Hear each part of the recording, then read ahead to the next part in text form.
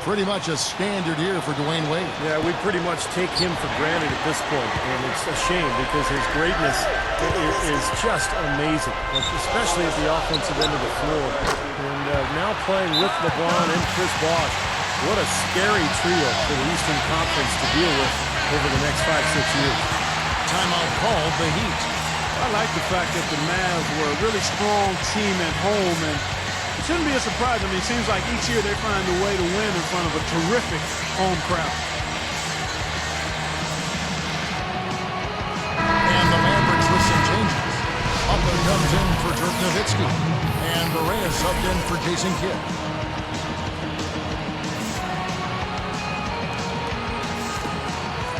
There's Chalmers.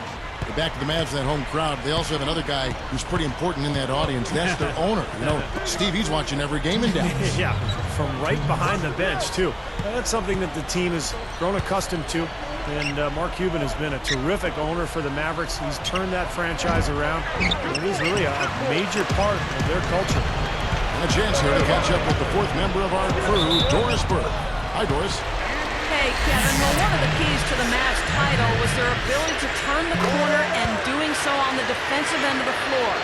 They identified it as a problem from the year before and worked on it consistently from the opening practice. As Coach Rick Carlisle said, I think our guys realize that hard, consistent defense and staying with a system is the most important part of our success. Defense wins championships, guys.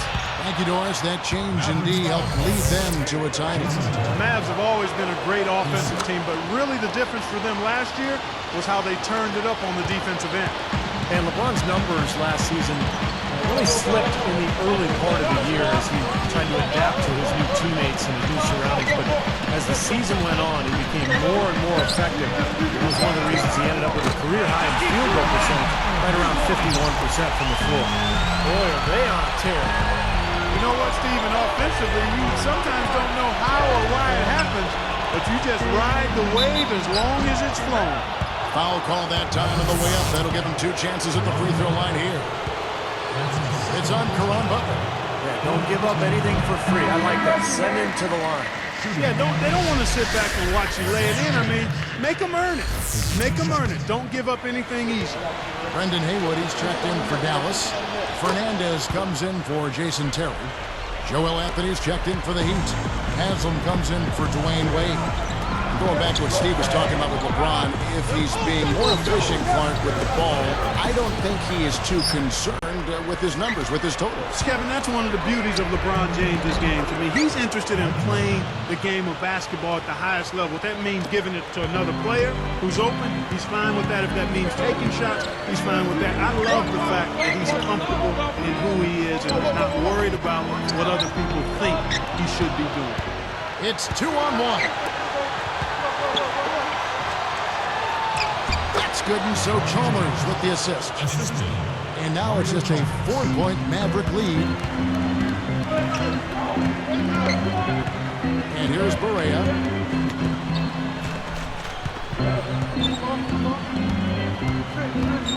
He feeds it to Fernandez.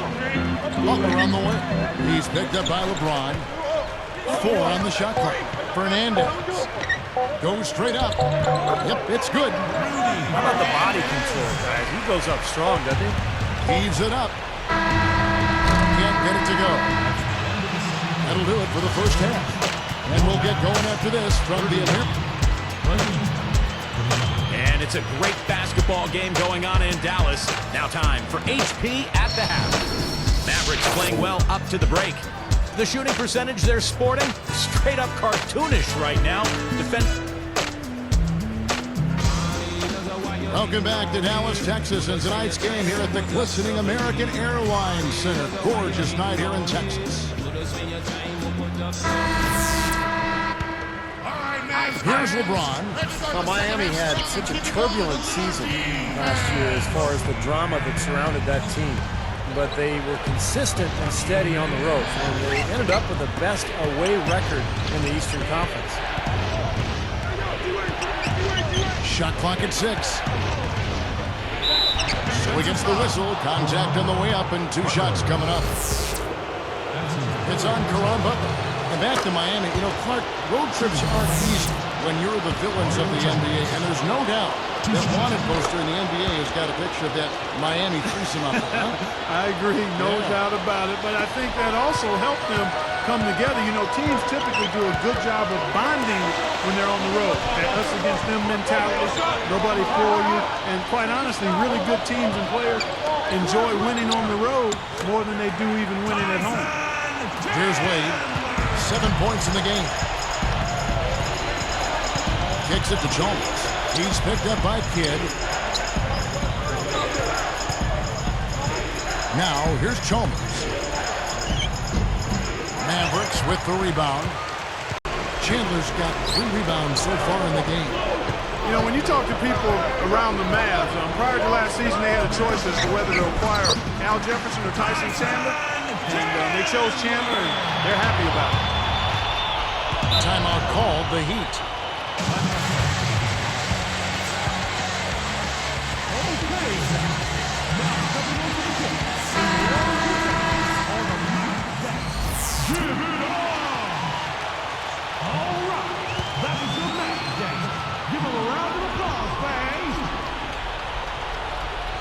Here's Wade.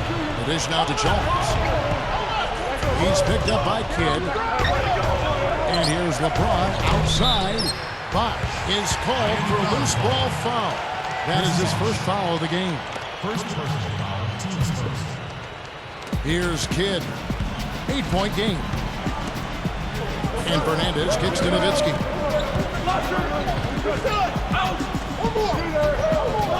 He passes to Kidd.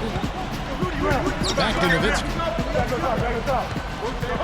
6 on the shot clock. Pushes up. And the layup is good. And it's a 10-point Maverick lead. And it's Miami's ball. Trailing by 10. Now Wade.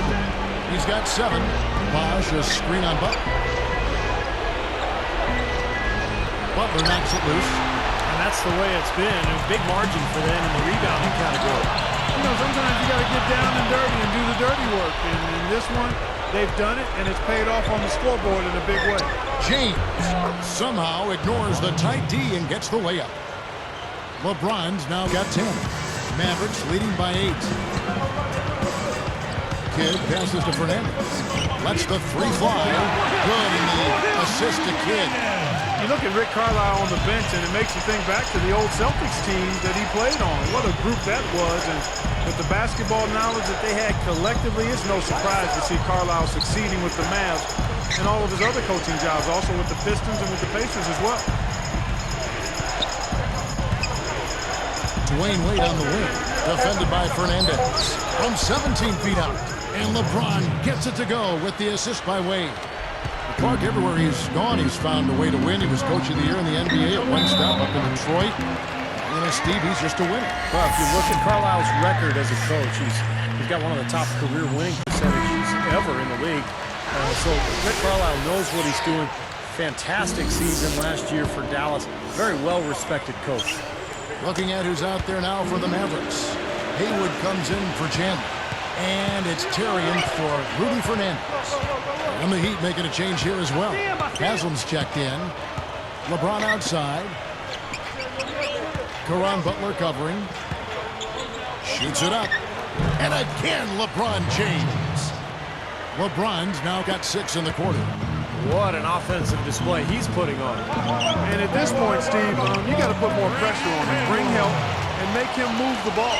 Well, he really used the height advantage there down on the block. Jason Terry has had such a consistently productive career. He now has 11 straight campaigns where he's averaged better than 12 points per game. So he's a guy who you know what you're going to get from each and every night. LeBron dishes to Bosh. Back to LeBron. Shoots over Haywood. And again, LeBron missing. Steve just talked about Terry's consistency. It's always good, Clark, to have someone you know is going to come off that bench and going to get points for you every night. That consistency. No mystery, no puzzle with JT. Jason Terry is bringing you offense, high-level energy, and shot making. Backing down is LeBron. Hangs in the air. And the rebound goes to Jason Terry. A humongous lead for him here. I mean, they've really done a good job of controlling the flow of the game. Yeah, and I think it's the rebounding they have to thank for that, Clark, because it's really set the tone in this contest.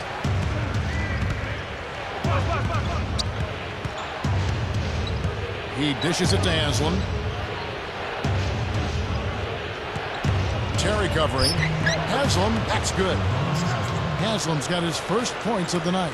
And you can see the strategy has been to take the ball inside here.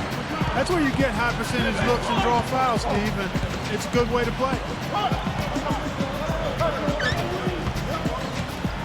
Poked loose, out of bounds. They'll keep possession.